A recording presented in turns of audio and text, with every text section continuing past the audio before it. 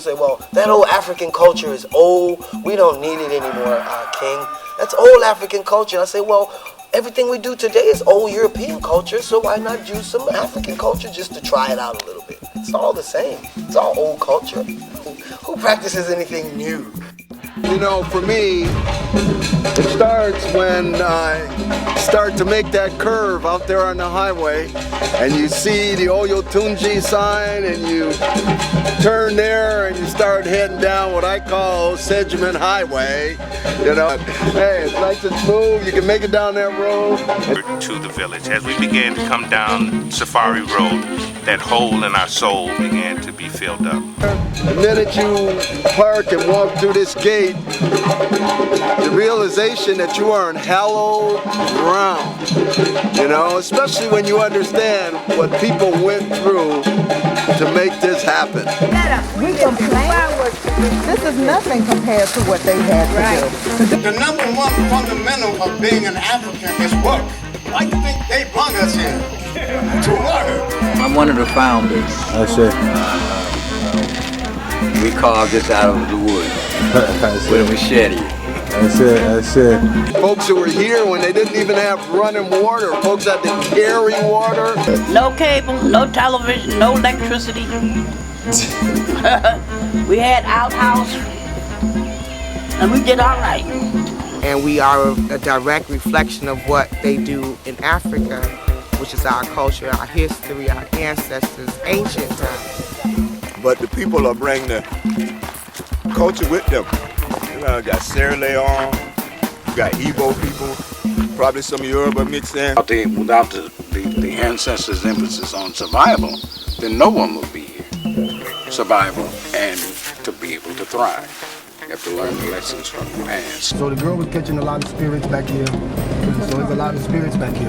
That's why when people come to the village, they say they see all type of spirits is because of this place and what used to be here. The Egungun, or the ancestors, represent the foundation upon which our culture is built. We worked here, we made our money here, and so it was like, this is how our people lived in Africa. Didn't have electricity, you know, had to build everything that they were living in. This was, you know, you see that's all forest. This was the same way. You know, they had to cut these trees down and they had to form this area so that they can live here. Oyotunji is a great starting place. Our culture is our foundation, and we can intellectualize about it and we can philosophize about it, but we got to put some hands to nails and got to lay some blocks and got to grow some food and all of those things that make a nation. No excuse. With the Bob out here, no excuses. Got to get it done. Get it done or die. That's what it is. Sure. Spiritually learn to be themselves and build a family and homes for themselves instead of depending on corporate America. Went to the woods, got our wood, had wood burning stove. You know, very respectful. So there was respect growing up, you know, for your elders. You know. And Oyotunji is a great starting place. If you ever want to bring your kids, this is the place. That's it. You know, and it's still here. It's still here, and it's still the place.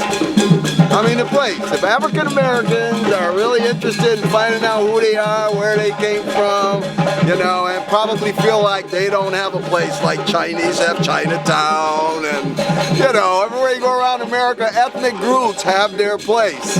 Oyotunji is an expression of black people's culture here in North America. So just like you have a Chinatown and you have a Greek town, you might even have a German town. Here you have an African town.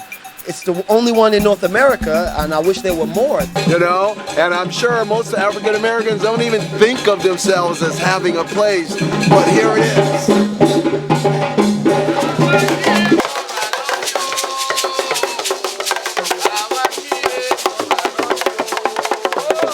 We're a great race of people. We were not just slaves. We had a purpose that nobody taught us, and I thought it was very important then that we made sure that African people living in America knew that they were more than just like on Black History Month, you know, the products of slaves, you know.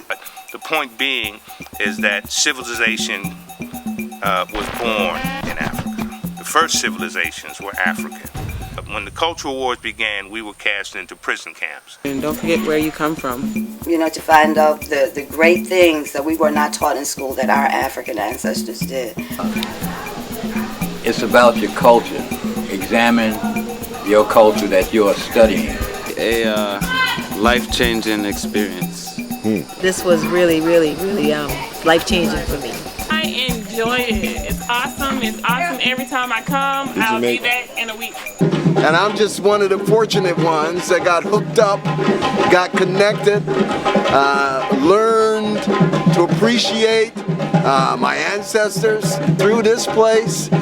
I call it my awakening. But it's here and it's available, and I'm finding out more and more people are finding out that there's an Oyotunji African village in the United States where resides the king of all North American Yorubas, okay? Declared by the source. The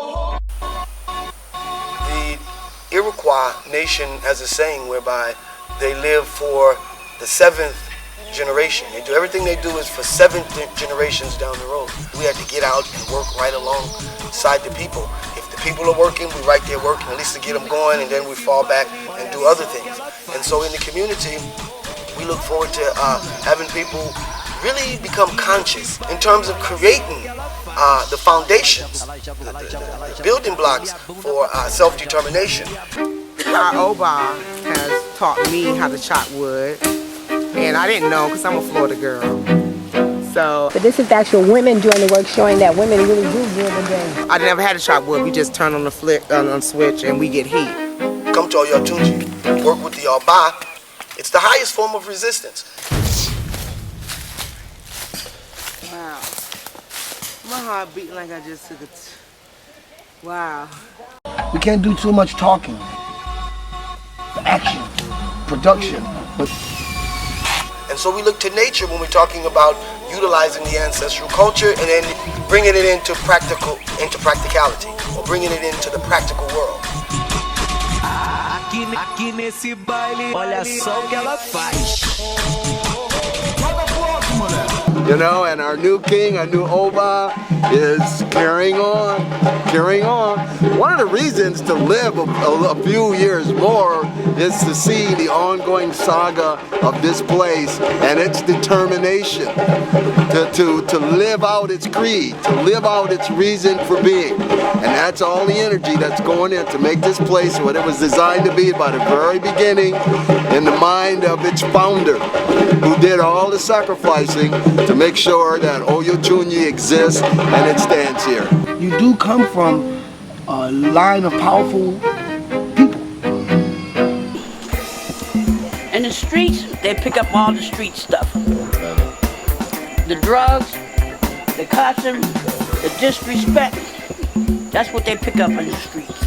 You come from people who are productive, people who are passionate about their culture, people who wanted to keep the children safe, wanted to keep the elders safe, they wanted to keep the family together, they wanted people to work together, live together. If there was a problem, we sat down, we dealt with it, and kept going. You understand? That's what I mean by powerful people. That's power. It's priceless. And just to walk through this gate and just to be on this ground, to me is a blessing. My man, how you doing, man? Excuse me, I'm all wet. This was really a freeing experience. It was truly Independence Day, and I'm just real excited about the possibilities, and I plan to come back on a regular basis. So yes, let's continue. We worship. We African people, we worship, we work, and we celebrate. Ashe. Drink and be merry.